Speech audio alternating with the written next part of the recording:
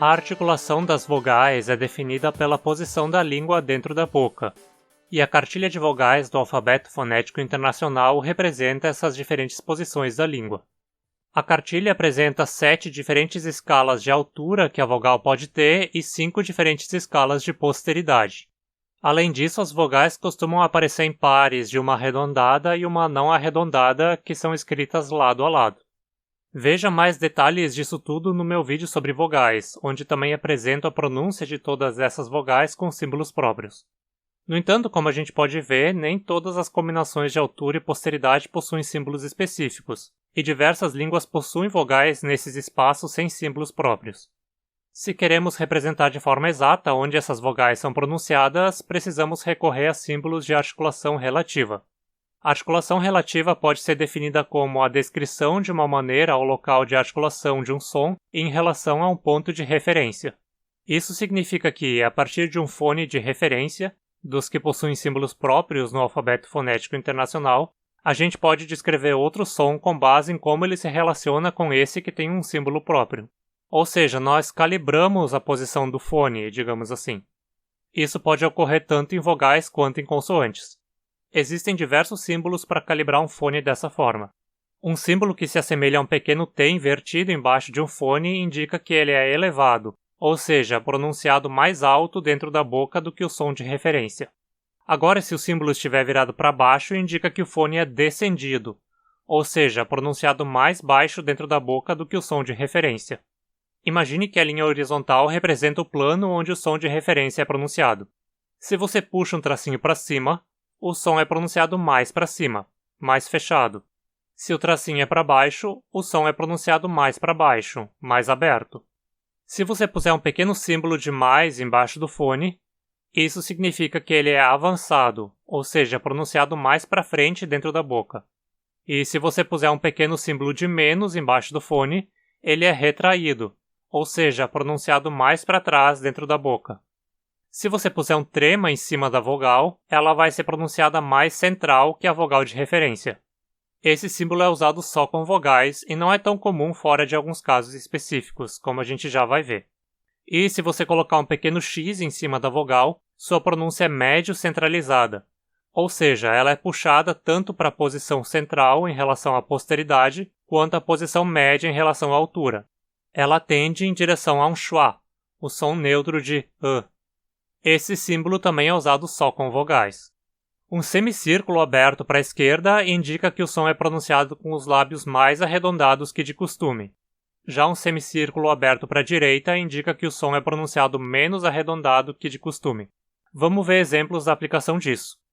No inglês, o som do U longo, como em boot, costuma ser mais anterior que um U normal.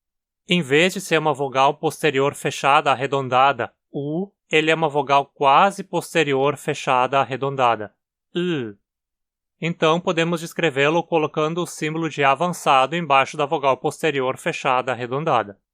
Outra forma de representar seria pegando o símbolo da vogal central fechada arredondada, e incluir o símbolo de retraído embaixo, mas a primeira representação é a mais comum. O som da letra E em espanhol, como em bebê, é algo intermediário entre o som de E e o som de E do português. É uma vogal anterior média não arredondada. A forma mais comum de representar isso é usando o símbolo da vogal anterior semi-fechada não arredondada e colocar embaixo dela o símbolo de descendido, indicando que ela é pronunciada mais aberta. Novamente, uma forma alternativa seria usando a vogal anterior semi-aberta não arredondada com o símbolo de elevado embaixo, mas a primeira forma de representar é a mais comum. No húngaro, hot é classificada como uma consoante quase fechada arredondada. A forma mais comum de indicar o som é utilizando o símbolo da vogal posterior aberta arredondada O com o símbolo de elevado.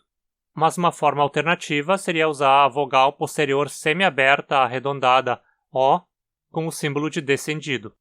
Agora, com o som do A aberto em português, como em babá, que se trata de uma vogal central aberta não arredondada, o mais comum é usarmos o símbolo da vogal anterior aberta não arredondada A com o símbolo de centralizado no topo, indicando que ela é pronunciada exatamente como central. Novamente, a gente poderia fazer a mesma representação de outras formas, como usando a vogal posterior não aberta, não arredondada O com o símbolo de centralizado. Ou poderíamos usar a vogal central quase aberta, não arredondada A com o símbolo de descendido. Mas a primeira representação é a mais comum. Essa é a única vogal que é frequentemente representada usando-se esse símbolo de centralizado, porque, como a gente pode ver acima, a coluna de vogais centrais é quase inteiramente preenchida. Agora, em português europeu, um E átono, como em pegar, é pronunciado mais ou menos nessa posição, como uma versão não arredondada de O. Não temos nenhuma vogal localizada exatamente acima, abaixo, à frente ou atrás para servir como referência para usar os símbolos de descendido, elevado, retraído ou avançado. Então, o que se costuma fazer é usar o símbolo de médio centralizado. Pegamos o símbolo da vogal posterior fechada não arredondada U e acrescentamos o símbolo de médio centralizado, o que indica que ela é puxada para uma posição mais central e mais média ao mesmo tempo, num espaço intermediário entre essa vogal e um schwa. É meio sacanagem do alfabeto fonético internacional não ter um símbolo próprio para essa vogal específica quando existe um símbolo para a contraparte arredondada dela, né? Mas isso é consequência da versão arredondada ser muito mais comum, claro. Ela ocorre em português mesmo, como no final da palavra tudo, que é representada assim. Ela também ocorre no inglês, como na palavra put, mas os lábios aqui são menos arredondados que são no português. Mas ainda são um pouco arredondados de qualquer forma. Assim, a gente pode representar melhor esse som no inglês inserindo o símbolo de menos arredondado. Agora vamos falar do uso desses símbolos com consoantes. De todos esses 8, apenas os símbolos de centralizado e médio centralizado não se aplicam a consoantes. Num vídeo anterior eu já apresentei alguns símbolos comumente usados com as consoantes coronais, essas que incluem as dentais, alveolares e pós-alveolares. Existem alguns símbolos bem característicos de se usar com esses grupos, como símbolos para indicar uma pronúncia dental, apical ou laminar. Confere esse vídeo também se ainda não viu. Mas apesar de termos um símbolo próprio para marcar as consoantes dentais a partir das alveolares, o mesmo não é verdade em relação às consoantes pós-alveolares. Pois bem, como eu falei lá no outro vídeo, o símbolo que usamos é então esse tracinho de menos embaixo da consoante alveolar, que sabemos agora que significa que a consoante é retraída, pronunciada mais para trás que a forma de referência. Os símbolos de avançado e retraído também são muito usados para se referir a pequenas nuances fonéticas causadas por outros fones vizinhos. Pronuncie aí, por exemplo, a palavra caqui e perceba a diferença na pronúncia dos dois Ks. Ca-qui. Ka-ki. Ka-ki. O segundo K, antes de I, é pronunciado ligeiramente mais para frente que o primeiro. Ka-ki. Ele não chega a ser palatalizado, nem é para frente o bastante para ser uma consoante palatal propriamente dita, mas ele é um pouco mais para frente que o primeiro K de qualquer forma. Se a gente precisa especificar isso na representação fonética, usamos o símbolo de avançado embaixo desse segundo K.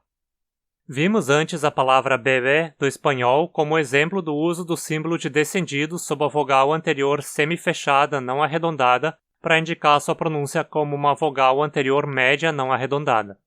Pois bem, nessa mesma palavra a gente pode usar o mesmo símbolo mais uma vez. Na maior parte dos dialetos do espanhol, um B intervocálico é pronunciado como uma aproximante bilabial e não uma fricativa, como mostrado nessa transcrição. Bebê. Mas, como a gente pode ver, não existe um símbolo próprio no alfabeto fonético internacional para uma aproximante bilabial sonora. O que se faz então é usar o símbolo de fricativa correspondente e acrescentar um símbolo de descendido embaixo dela. Afinal, uma aproximante é produzida sem tocar as duas partes do trato vocal envolvidas no som. Ou seja, uma das partes está um pouco mais para baixo que numa fricativa. Uma aproximante dental sonora costuma ser representada seguindo o mesmo modelo.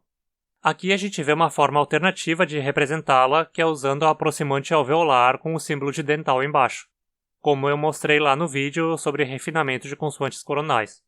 Mas lá eu também falei que essa não era a forma mais comum de se representar esse som. De fato, o mais comum é usar a fricativa dental com o símbolo de descendido. Um exemplo é o espanhol miedo. Os símbolos de mais ou menos arredondado não são tão comumente usados com consoantes, mas podem ter seus usos em algumas situações. Em inglês, por exemplo, o som do SH numa palavra como share inclui certo arredondamento dos lábios. Isso é frequentemente representado usando-se simplesmente o símbolo de labialização, o W sobrescrito que já apresentei num vídeo anterior. Mas pela minha percepção, esse arredondamento não é tão intenso como na maioria das consoantes labializadas que vemos por aí. Assim, creio que incluir o símbolo de menos arredondado embaixo é uma boa forma de deixar isso mais claro. Outra forma de descrever seria sem usar o símbolo de labialização, mas acrescentando sob a consoante apenas o símbolo de mais arredondado. Como a gente pode notar por esses poucos exemplos, esses sinais de calibragem dos fones são bastante úteis e também bem versáteis, permitindo que você frequentemente possa expressar esses sons intermediários de mais de uma forma. A forma escolhida pode tanto ser só uma convenção do que se tornou mais popular, ou pode se adequar ao que faça mais sentido considerando todo o inventário fonético da língua em questão. Se esse canal é útil para você, considere um apoio financeiro de agradecimento para que meu trabalho aqui possa continuar. Qualquer valor que você puder doar, por menor que seja, já é muito importante. Outras formas de contribuir com o canal são deixando sua curtida, se inscrevendo, ativando as notificações e compartilhando o conteúdo para que ele alcance mais interessados. E tudo isso é de graça. E me segue lá no Instagram também. Obrigado e até a próxima!